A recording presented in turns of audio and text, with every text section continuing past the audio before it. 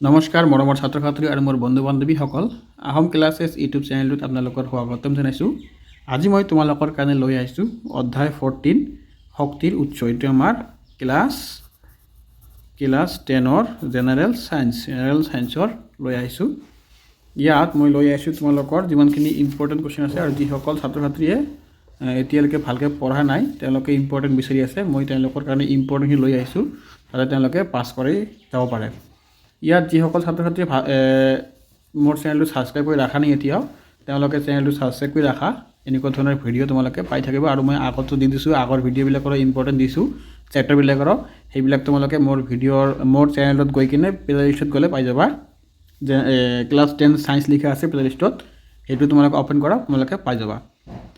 ইয়াত আমাৰ ৱাৰ্ড মাৰ্কেটটো খুবেই ইম্পৰ্টেণ্ট কুৱেশ্যন, শক্তিৰ ভাল উৎস কি, এইটো খুবেই ইম্পৰ্টেণ্ট। আৰু 2 নম্বৰটো ইয়াৰ ইম্পৰ্টেণ্ট, ভাল ইন্ধন কি, আৰু এইটো তোমালোকে জানাৰ কাৰণে অলপ চাই লোৱা। তাৰপিছত তোমালোকৰ নেক্সট প্ৰশ্নাৱলীত কি আছে চোৱা। এইটো ইমান কঠিন পাৰ্ট নহয়, এইটো সহজ পাৰ্ট, অলপ ভালকৈ পঢ়িলে তোমালোকে গোটেই মাৰ্ক পাই যাবা। ইয়াৰে 1 নম্বৰটো খুবেই ইম্পৰ্টেণ্ট, জীৱাশ্মজাত ইন্ধনৰ অসুবিধাসমূহ কি কি, এইটো আমাৰ ইম্পৰ্টেণ্ট। 2 নম্বৰটো ইম্পৰ্টেণ্ট, আমি শক্তিৰ বিকল্প উৎস বিচাৰোঁ কিয়, এইটো আমাৰ ইম্পৰ্টেণ্ট কুৱেশ্যন। আৰু 3 নম্বৰটো ইম্পৰ্টেণ্ট, আমাৰ সুবিধাৰ বাবে বায়ু আৰু জল শক্তিৰ, এইটো আমাৰ জাষ্ট জানি লোৱা তোমালোকে, এইটো বেছি এটা ইম্পৰ্টেণ্ট নহয়, কিন্তু তোমালোকে জাষ্ট থুলমূলকৈ জানা এটা পৰীক্ষাত লিখিব পাৰা বনাই কিনে। তাৰপিছত আমাৰ কি আছে নেক্সটত, কি দি আছে নেক্সট দিয়া আছে আমাৰ পেজ নম্বৰ 253 পেজ দিলে গম পাবা। ইয়াৰ আমাৰ দিয়া আছে 3 নম্বৰটো আছে খুবেই ইম্পৰ্টেণ্ট, তাপীয় শক্তি কি, এইটো আমাৰ খুবেই ইম্পৰ্টেণ্ট, 2 মাৰ্কছ আহিব পাৰে। আৰু ইয়াৰ 4 নম্বৰটো আছে নিউক্লিয় শক্তি সুবিধাসমূহ কি কি, এইটো 2 মাৰ্কছৰ ইম্পৰ্টেণ্ট আছে। আৰু 2 নম্বৰটো আমাৰ ইম্পৰ্টেণ্ট আছে মহাসমুদ্ৰৰ পৰা পাব পৰা শক্তিৰ সীমাবদ্ধতা কি কি, এইটো 2 মাৰ্কছৰ কাৰণে আহিব পাৰে, তোমালোকে চাই ল'বা। তাৰপিছত তোমালোকে অহা নেক্সট প্ৰশ্নাৱলীত, ইয়াত আমাৰ 1 নম্বৰটো খুবেই ইম্পৰ্টেণ্ট, 2 নম্বৰটো খুবেই ইম্পৰ্টেণ্ট, তোমালোকে চাই ল'বা, কিন্তু বেছি ইম্পৰ্টেণ্ট ওৱান মাৰ্কটো ভেৰি ভেৰি ইম্পৰ্টেণ্ট। শক্তিৰ উৎস আৰু প্ৰদূষণমুক্ত হ'ব পাৰেনে, কিয় পাৰে বা কিয় নোৱাৰে, এইটো আমাক ক'বলৈ কৈছে। আৰু 2 নম্বৰটো তোমালোকে জানি থোৱা, এইটো আহিব পাৰে, কিন্তু 1 নম্বৰটো আমাৰ খুবেই ইম্পৰ্টেণ্ট। তাৰপিছত তোমালোকে ডাইৰেক্ট আহা পেজ নম্বৰ 254 পেজ নম্বৰত আমাক ইয়াত 2টা কুৱেশ্যন দিয়া আছে। এই 2টাৰ ভিতৰত আমাক এইটোও ইম্পৰ্টেণ্ট, এইটোৱে ইম্পৰ্টেণ্ট। তুমি নৱীকৰণযোগ্য, এইটো পেজ নম্বৰ কিমান 254, তোমালোকে কিতাপত উলিয়াই ল'বা। তুমি নৱীকৰণযোগ্য বুলি বিবেচনা কৰা শক্তিৰ 2টা উৎসৰ নাম লিখা, মানে কোনবিলাক শক্তি নৱীকৰণযোগ্য। তাৰপিছত 2 নম্বৰ দিছে, তুমি ক্ষয়িষ্ণু বুলি বিবেচনা কৰা শক্তিৰ 2টা উৎসৰ নাম উল্লেখ কৰা। ক্ষয়িষ্ণু মানে এতিয়া অনৱীকৰণযোগ্য, তোমালোকে ভালকৈ চাই ল'বা কুৱেশ্যনটো। তাৰপিছত আহিলে আমাৰ কি অনুশীলনী যিমানখিনি MCQ আছে সেইখিনি তোমালোকে পঢ়ি ল'বা। MCQ কেতিয়াও মিছ নকৰিবা, মই বাৰে বাৰে কৈ আছোঁ, আৰু প্ৰত্যেকটো ভিডিঅ'তে মই কৈ আছোঁ MCQ তোমালোকে কেতিয়াও এৰি নাযাবা। MCQ যেনেকৈ হওক তোমালোকে মুখস্থ কৰি ল'বা, আৰু MCQ টাইম নালাগে, অলপ পঢ়িলেও হৈ যাব MCQখিনি। আৰু ইয়াৰ অনুশীলনী 4 নম্বৰটো তোমালোকে চোৱা। 4 নম্বৰ কি, শক্তিৰ প্ৰত্যক্ষ উৎস হিচাপে জীৱাশ্মত ইন্ধন আৰু সৌৰশক্তি তুলনা কৰা আৰু সিহঁতৰ পাৰ্থক্য দেখুওৱা, এইটো আমাৰ খুবেই ইম্পৰ্টেণ্ট কুৱেশ্যন, তোমালোকে চাই ল'বা এইটো কুৱেশ্যন। তাৰপিছত তোমালোকে ইয়াত আহা 8 নম্বৰটো, এটা আদৰ্শ শক্তি উৎসৰ গুণসমূহ কি কি, এইটো আমাৰ ইম্পৰ্টেণ্ট কুৱেশ্যন।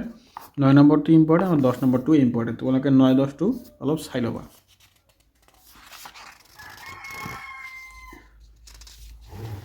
এতিয়া আহিলে আমাৰ নেক্সট পেজ মানে নেক্সট পাৰ্ট, অধ্যায় নম্বৰ 15 আমাৰ পৰিৱেশ।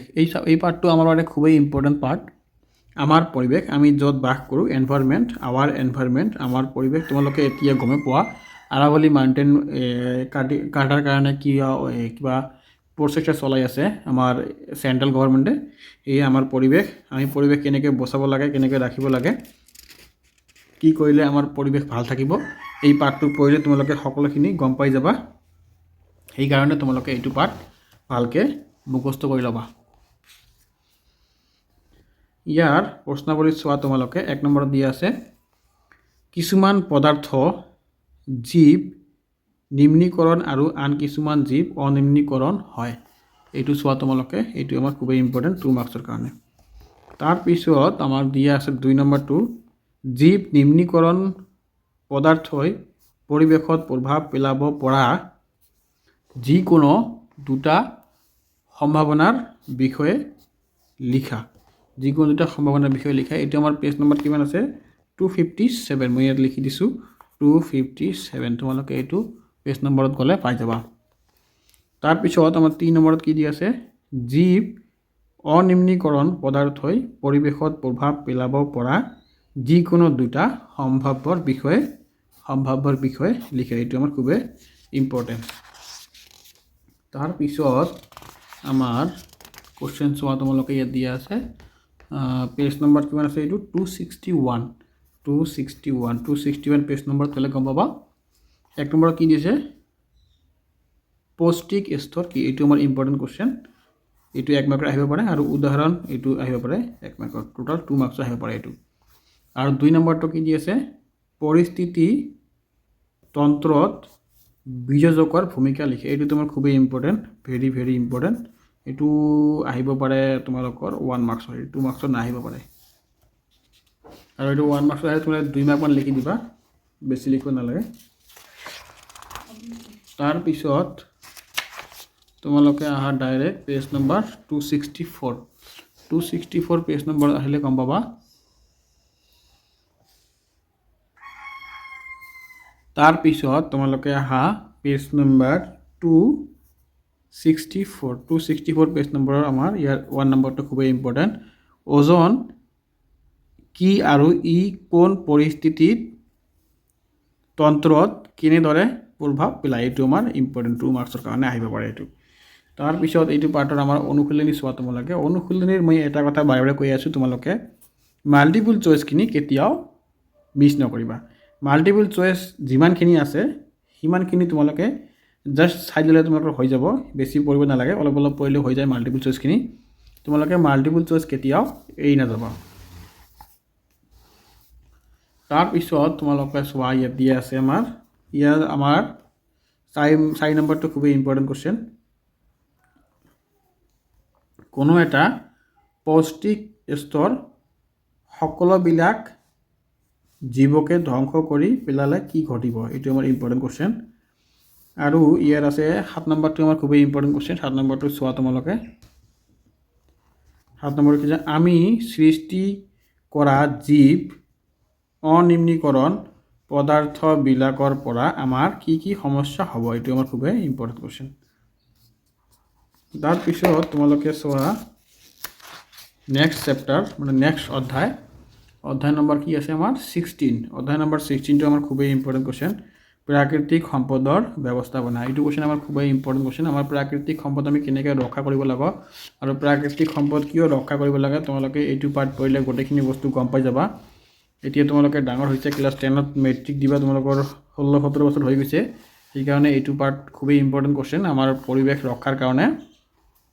ইয়াত তোমালোকে চোৱা 1 নম্বৰটো কি দিছে আমাৰ খুবেই ইম্পৰ্টেণ্ট কুৱেশ্যন। পৰিৱেশ হৈতিশী হ'বলৈ তোমাৰ কি কি অভ্যাসৰ পৰিৱৰ্তন কৰিব পাৰি। এইটো 2 মাৰ্কছৰ নহ'লে 3 মাৰ্কছৰ আহিব পাৰে, তোমালোকে এইটো চাই ল'বা। 2 নম্বৰটো আমাৰ খুবেই ইম্পৰ্টেণ্ট কুৱেশ্যন। খন্তেকীয়া উদ্দেশ্যৰে সম্পদ আহৰণ কৰা সুবিধা কি হ'ব পাৰে, এইটো আমাৰ খুবেই ইম্পৰ্টেণ্ট কুৱেশ্যন। 3 নম্বৰটো ইম্পৰ্টেণ্ট আছে সম্পদৰ এনে ধৰণৰ সুবিধাৰ পৰা দীৰ্ঘম্যাদী ব্যৱহাৰ সুবিধাবোৰ কেনেকৈ পাৰ্থক্য কৰিবা, এইটো আমাৰ ইম্পৰ্টেণ্ট কুৱেশ্যন। তাৰপিছত আমাৰ ইয়াত 4 নম্বৰটো কি আছে সম্পদসমূহৰ সম্ভৱে বিতৰণ হ'ব লাগে বুলি কি ভাবা। আমাৰ প্ৰাকৃতিক সম্পদসমূহৰ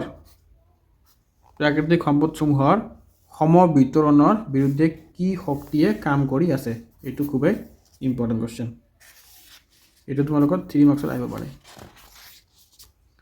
তাৰপিছত তোমালোকে চোৱা ইয়াত page number 273 class 10 general science 1 number চোৱা বন আৰু বন্যপ্ৰাণীসমূহ কিয় সংৰক্ষণ কৰিব লাগে এইটো খুবেই ইম্পৰ্টেণ্ট কোৱেশ্চন মানে আমি কেনেকৈ বন ৰক্ষা কৰিব লাগে আৰু ভালকৈ ৰাখিব লাগে আৰু বন্যপ্ৰাণীবিলাক যেনেকৈ বাঘ ভালুক আমাৰ হৰিণ বান্দৰ হাতী ঘোঁৰা এইবিলাক আমি কিয় সংৰক্ষণ কৰি ৰাখিব লাগে সেইটো কোৱেশ্চন তোমালোকে নিজে বনাই লিখিব পাৰিবা 2 নম্বৰত কি দিছে বনাঞ্চল সংৰক্ষণ সম্পৰ্কে মতামত আগবঢ়োৱা ছাত্ৰ-ছাত্ৰীসকল এইবিলাক তোমাৰ খুবেই সহজ কোৱেশ্চন কিন্তু অলপ খুবেই ইম্পৰ্টেণ্ট হয় কিন্তু অলপ সহজ কোৱেশ্চন মানে তোমালোকে এইবিলাক নিজে বনাই লিখিলেও তোমালোকৰ শুদ্ধ হ'ব ছাৰে নম্বৰ দি দিব এইবিলাক তোমালোকে বনাই লিখিব পাৰা আমাৰ পৰিৱেশৰ বিষয়ে তোমালোকে কি আৰু মুখস্থ কৰিবা এইবিলাক তোমালোকে নিজে বনাই লিখিব পাৰা বেছি টাইম নালাগিব ইয়াত তোমালোকৰ 2 নম্বৰটো ইম্পৰ্টেণ্ট হ'ব পাহাৰীয়া অঞ্চল বা সমতল অঞ্চল বা মালভূমি অঞ্চলৰ পৰম্পৰাগত পানীৰ সঞ্চয়ন পদ্ধতিবোৰৰ মাজত তুলনা এইটো গ্ৰাম অঞ্চল পাহাৰীয়া অঞ্চল আৰু মালভূমি অঞ্চলৰ যে পানী সঞ্চয় কৰি ৰাখে ইয়াৰ আমাৰ কি বিচাৰিছে পদ্ধতিবোৰ মানে গ্ৰাম অঞ্চলত আমি কেনেকৈ পানী সঞ্চয় কৰি ৰাখোঁ তাৰপিছত টাউনত আমি কেনেকৈ ৰাখোঁ আৰু পাহাৰীয়া অঞ্চলত কেনেকৈ ৰাখোঁ এই বিষয়ে আমাক লিখিবলৈ কৈছে তাৰ পিছত আহিল অনুশীলনী কোৱেশ্চন অনুশীলনীৰ ইয়াত 1 নম্বৰটো খুবেই ইম্পৰ্টেণ্ট পৰিৱেশৰ ক্ষমতা ৰক্ষাৰ কাৰণে ঘৰখনত কেনে ধৰণৰ পৰিৱৰ্তনৰ পৰামৰ্শ আগবঢ়াবা এইটো আমাৰ খুবেই ইম্পৰ্টেণ্ট কোৱেশ্চন পৰামৰ্শ আগবঢ়াবা তাৰপিছত 2 নম্বৰটো আমাৰ খুবেই ইম্পৰ্টেণ্ট কোৱেশ্চন 2 নম্বৰটো কি দিছে পৰিৱেশৰ ক্ষমতা ৰক্ষাৰ কাৰণে তোমালোকৰ বিদ্যালয়ত কেনে ধৰণৰ পৰিৱৰ্তন পৰামৰ্শ দিবা এই দুটা কোৱেশ্চন আমাৰ ইয়াত খুবেই ইম্পৰ্টেণ্ট কোৱেশ্চন ইয়াত আৰু এটা কোৱেশ্চন আছে আমাৰ ইম্পৰ্টেণ্ট কোৱেশ্চন তোমালোকক মই কৈ দিছোঁ আৰু ইয়াত 4 নম্বৰটো খুবেই ইম্পৰ্টেণ্ট কোৱেশ্চন তলৰ সম্পদসমূহৰ ওপৰত এটা সাধাৰণ ব্যক্তি হিচাপে কেনে ধৰণৰ ব্যৱস্থাপনা দায়িত্ব ল'বা ছাত্ৰ-ছাত্ৰীসকল এইটো তোমালোকৰ ৰচনাৱলীৰ প্ৰশ্ন তোমালোকে এইটো 4 নহ'লে 5 মাৰ্কৰ যদি দিব পাৰে মানে এইটো কৈছে বন আৰু বন্যপ্ৰাণী জল সম্পদ আৰু কয়লা আৰু পেট্ৰলিয়াম এই 4টাৰ ভিতৰত 3টাৰ ভিতৰত তোমালোকৰ এটা কমন পৰিব পাৰে নহ'লে 2 মাৰ্কছৰ দিব পাৰে ইয়াৰ কোনো গ্যাৰাণ্টি নাই কি দিয়ে এইকাৰণে তোমালোকে এইবিলাক বনাই লিখাৰ কাৰণে চেষ্টা কৰিবা যদি 2 মাৰ্কছৰ আহে 2 মাৰ্কছৰ লিখিবা 3 মাৰ্কছৰ আহিলে 3 মাৰ্কছৰ লিখিবা আৰু 4 মাৰ্কছৰ আহিলে 4 মাৰ্কছৰ লিখিবা ছাত্ৰ-ছাত্ৰীসকল তোমালোকৰ সায়েন্সৰ ইম্পৰ্টেণ্টখিনি দোৱা শেষ হৈ গ'ল মই এতিয়া তোমালোকৰ ইংৰাজীত দিম গতিকে তোমৰা মোৰ চেনেলটো সাবস্ক্ৰাইব কৰি ৰাখি দিয়া তেনেহ'লে তোমালোকে ইংৰাজীৰ এই ইম্পৰ্টেণ্টখিনি পাই যাবা ধন্যবাদ আজিৰ ভিডিঅ'টো ইয়াতে শেষ কৰিলোঁ ভালকৈ পঢ়া বেষ্ট অফ লাক তোমালোকে ভাল নম্বৰ পাই যাবা এইখিনি পঢ়িলে তোমালোকে গোটেইখিনি সিলেবাস কভাৰ হৈ যাব ইয়াৰ পৰাই তোমালোকৰ এক্সামত কমন পৰিব ধন্যবাদ আজিৰ ভিডিঅ'টো ইয়াতে সমাপ্ত